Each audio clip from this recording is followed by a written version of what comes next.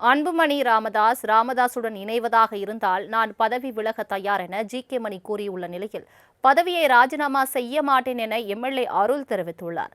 பாமக சட்டமன்ற உறுப்பினர்கள் இருவரின் கருத்துக்களையும் தற்போது பார்க்கலாம்.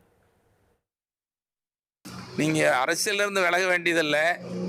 ஜி.கே. மணி அருள் சட்டமன்ற உறுப்பினர் பதவியை ராஜினாமா பண்ணால் போதுன்னு சொன்னாங்க. இப்போவும் சொல்கிறேன், வந்து ஐயா சொல்கிறது கேட்டு ஐயா உங்கள் கூட செயல்படுறேன்னு சொல்லி வந்தால் நல்லது நடக்குது. நான் ஜி.கே. மணி நாளைக்கு சட்டமன்ற உறுப்பினர் பதவி ராஜினாமா பண்ணதுக்கு தயாராக இருக்கிறோம்.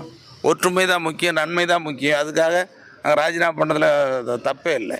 இந்த கருத்திலிருந்து நான் மாறுபடுறேன். என்ன காரணம், பாட்டாளி மக்கள் கட்சி மருத்துவர் ஐயா அவர்கள் இந்த கூட்டணியில் சேலம் மேற்கு தொகுதியை எனக்கும் பெண்ணாகரம் தொகுதியை தலைவர் கௌரவ தலைவர் அண்ணன் ஜி.கே. மணி அவர்களுக்கும் பெற்றுத்தந்தார். பெற்றுத்தந்து வந்து ஓட்டு கேட்டார்.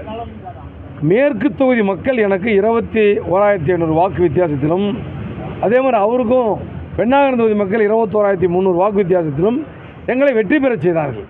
எதுக்காக? 5 ஆண்டுகள் அவர்களுடைய முழுமையான ஊழியனாக இருந்து செயலாற்ற வேண்டும் என்பதற்காக எங்களை தேர்ந்தெடுத்தார்கள். அப்படி இருக்கும் பொழுது ஐயாவோடு இப்போ ஐயா அவர்களோடு அண்ணன் அன்புமணி அவர்கள் இணைய வேண்டும் என்பதில் மாற்றுக்கிறது யாருக்கும் இல்லை. நாங்கள் என்ன சொன்னோம், வாண்ணா வாண்ணான்னு தானே கூப்பிட்டோம். அவர் தான் வரமாட்டேங்கிறாரு. பெற்றெடுத்த தந்தை, கட்சியினுடைய தலைவர், நிறுவனர், அவர் அழைப்பையே ஏற்காதவர். நானும் ஆனால் ஜி.கே. மணி அண்ணனும் பதவி விலகிறதுனால சேருவாருங்கிற நம்பிக்கை எனக்கு இல்லை.